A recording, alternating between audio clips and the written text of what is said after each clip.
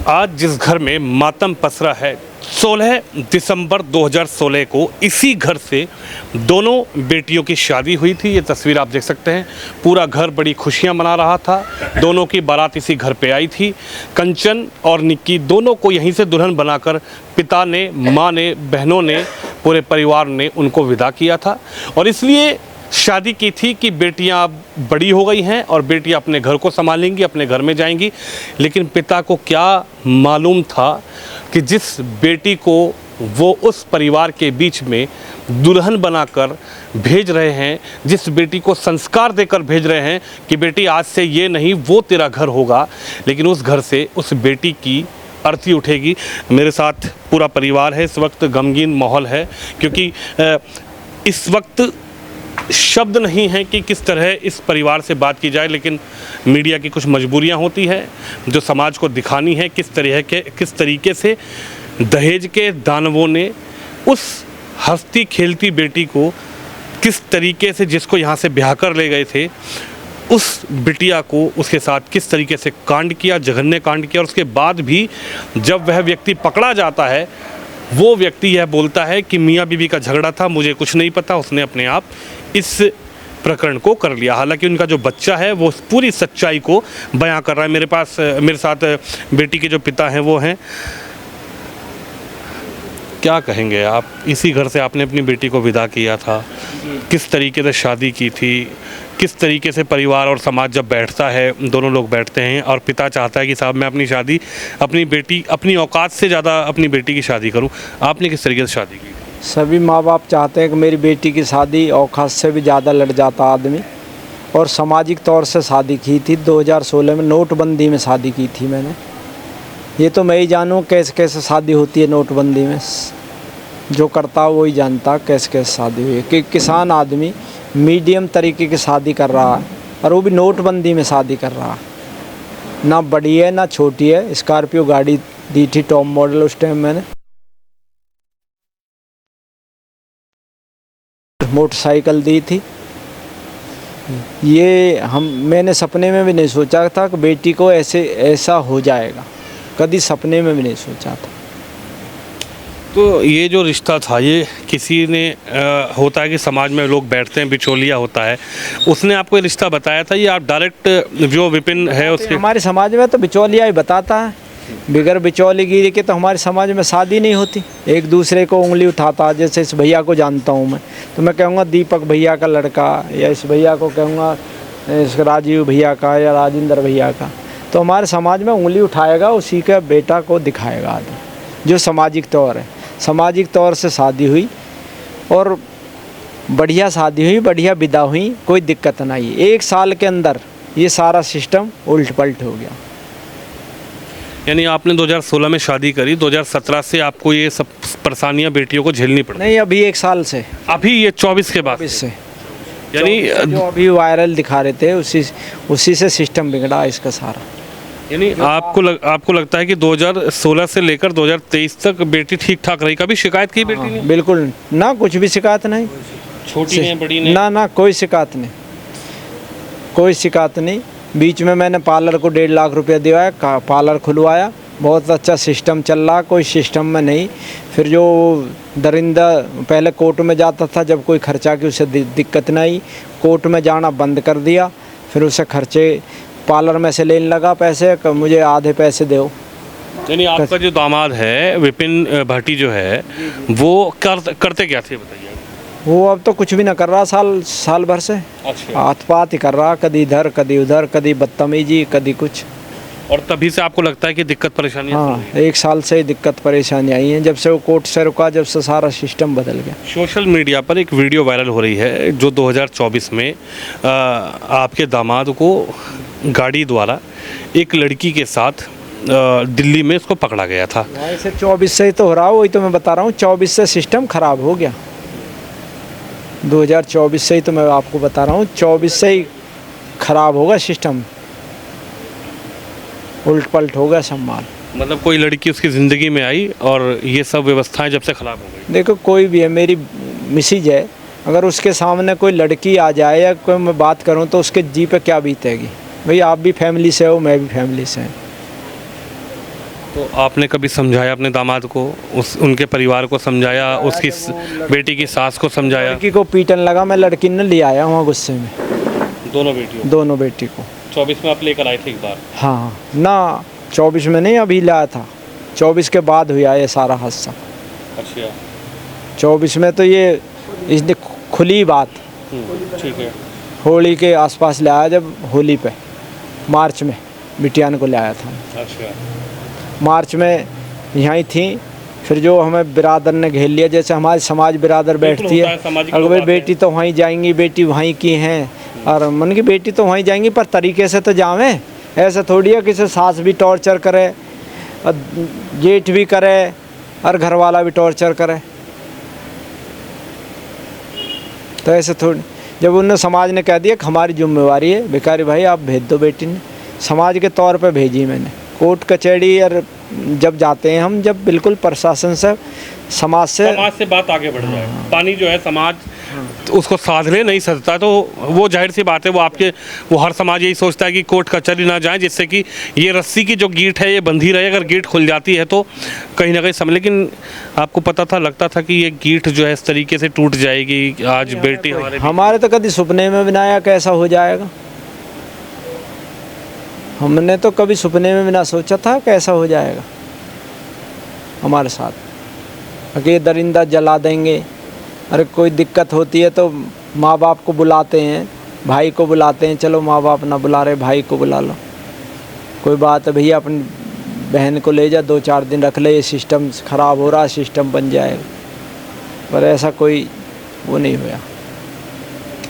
क्या आपकी बेटी बताती थी किस तरीके की मांग उन लोगों की थी? विपिन मांग करता था या उनके मम्मी और पिताजी जो हैं वो भी इसमें इंक्लूड थे? मम्मी तो सारा सिस्टम करवा रही। मम्मी आपने वीडियो वायरल नहीं देखी क्या? मम्मी बाल पकड़ती थी और ये बेटे मारते थे। यानी जो उसकी सास थी जो वायरल हो रही हो तो वीडियो पर सारा सिस्टम दिख रहा सब। आपकी दूसरी बेटी रोकती थी, समझाती थी? बड़ी बेटी रोकती थी तो उन्हें फिर दोनों भाई और सासू मारते थे। वो कहती थी हमारी बहन के साथ ऐसा क्यों कर रहे हो तुम, बोला तो उसे भी पीटते थे।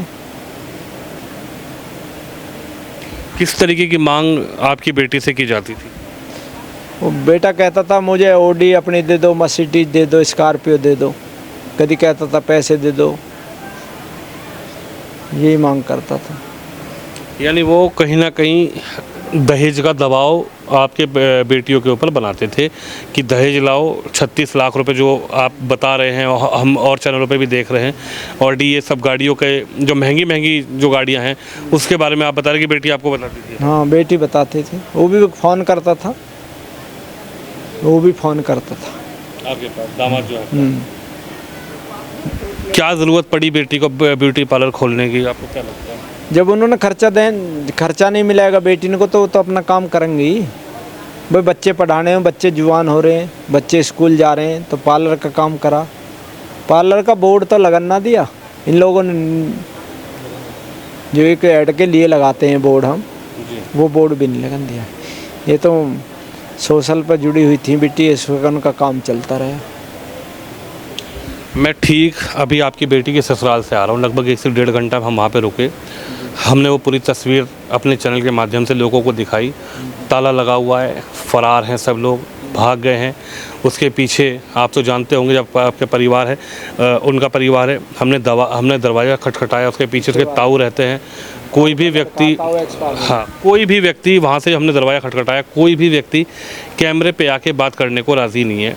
वो फरार हैं, उनकी माँ फरार है, लेकिन और जो परिवार के लोग हैं वो भी कैमरे से आने पर कोई भी बात नहीं करना चाह रहा। इस पर आप क्या कहते हैं? ऐसे निजन ने कौन बात करेगा, ऐसे निखत्ते लोगों के कौन साथ देगा?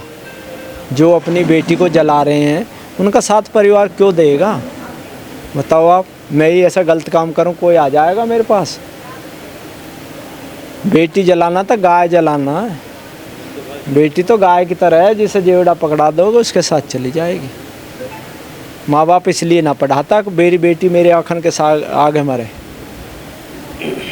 बढ़िया स्कूल में पढ़ाई है, बढ़िया सभ्यता सिखाई है, सासू की मालिश बराबर करिए। परिवार वाले इनसे पूछते भी ना वहाँ सासू की सेवा कैसे हो गई, सब बता देंगे, पड़ोसी भी बता देंगे और दूर दूर तक की वीरवानी बता देंगे इस बात। ऐसी सेवा हो सके किसी की ना हो। जब पुलिस विपिन को लेकर गई, उसके बाद जब उसको उस जगह लेकर जा रही थी जिस जगह पे उसने वो ज्वलनशील पदार्थ वाली जो भी बोतल थी या उसको छुपाया था, तो वो वहाँ से पुलिस से छुटकर भागने का प्रयास कर रहा था। इसी दौरान उसके पैर में गोली लगती है और जब मीडिया कर्मी उससे अस्पताल में जाकर पूछते हैं तो वो कहता है कि नहीं, ये मियाँ बीवी का झगड़ा है, परिवार में होता रहता है, मैंने कुछ नहीं किया और उसने जो है अपने आप, निक्की ने जो है अपने आप किया है। इस पे आप क्या कहेंगे, इस बयान पे आप क्या कहेंगे? उसका तो बच्चा मौजूद है वहाँ, उसका तो बच्चा गवाह, हमारी बड़ी बेटी गवाह है। ये चारों तीनों ऊपर थे सारे, वो तो नीचे सिलाई कर रही है बड़ी बिटिया। तो उसने जब आवाज़, चीख की आवाज़ सुनी, जब वो भगी, जब वो स्टील की ग्रिल में आ रही थी, जब उसने कम्बल चद्दर लिए, एक चद्दर से उसको बुझाया, इतने वो 70% ऊपर से आने से नीचे आने में 70% जल चुकी थी। फिर उसे घसागी, घस खा के गिर गई। वो पड़ोसी जो पीछे वाला है लड़का, वो लेके गया हॉस्पिटल में।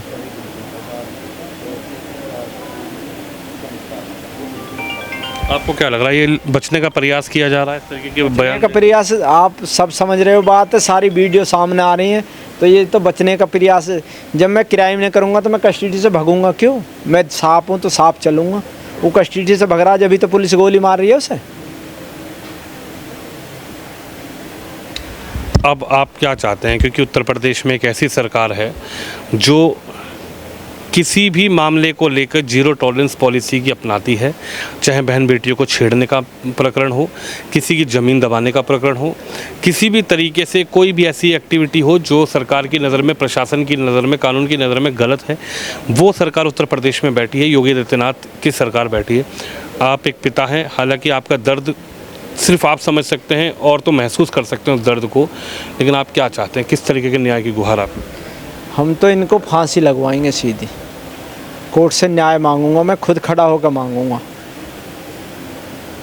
अब भी कोर्ट ना समझेगा इतनी मीडिया देखते हुए, तो फिर कोर्ट कब समझेगा?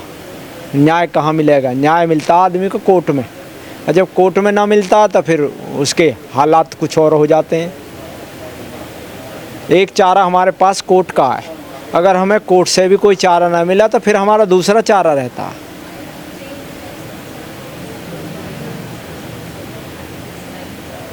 कोई साइकिल चलाता तो उसे साइकिल का रास्ता फिर भी बुढ़ापे में भी आ जाती है उमंग से, साइकिल मैंने कैसे चलाई थी, उसी तरीके से साइकिल चला दें।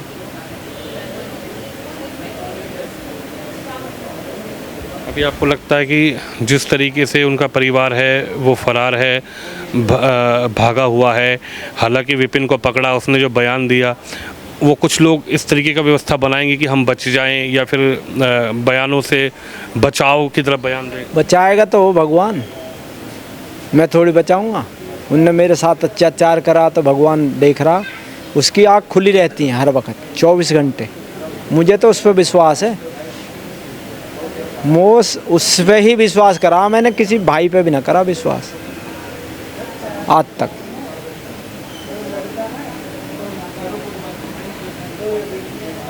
अब टूटा हूँ मैं, नहीं बड़े बड़े टेंशन से ना टूटा मैं, ये कुछ भी टेंशन ना मेरे सामने, इससे टूट गया चूँकि मेरी बेटी जल गई, इससे मैं बहुत टूट चुका हूँ।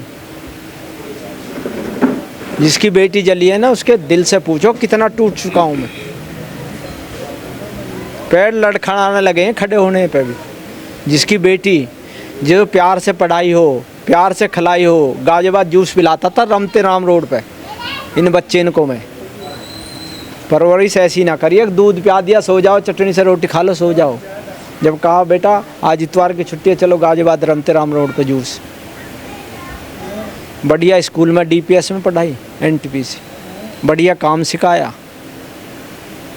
पूरे गांव में पूछ लो, पूरे गांव में सिरसाम पूछ लो, बेटी की कोई कमी कोई कोने पे बता दे, इन जलीलन से अलग, इन जलीलन से अलग, इस घर से अलग, पूरे गांव में बता देगा बेटी के बारे में।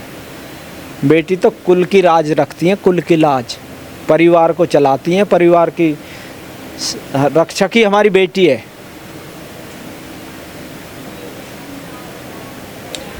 बिल्कुल हमारे साथ एक पिता है जिसका दर्द है, और ये दर्द वही समझ सकता है जो यहाँ बैठे हैं कुर्सी पर। एक बेटी है जिसको बड़े ही प्यार से पढ़ाया लिखाया, उसका लालन पालन किया, और बाकायदा उस दौर में जिस दौर में लोगों के पास नोटबंदी का समय था, खाने के लिए भोजन नहीं था, लोग इधर उधर भाग रहे थे, कोई किसी से उधार पैसे मांग रहा था, उस दौर में एक स्कॉर्पियो गाड़ी, टॉप मॉडल एक बुलेट गाड़ी, और अपनी औकात से ज़्यादा यानी अपनी हैसियत से ज़्यादा अपनी बेटी, अपने परिवार, अपने दोनों बेटियों को देने का काम किया।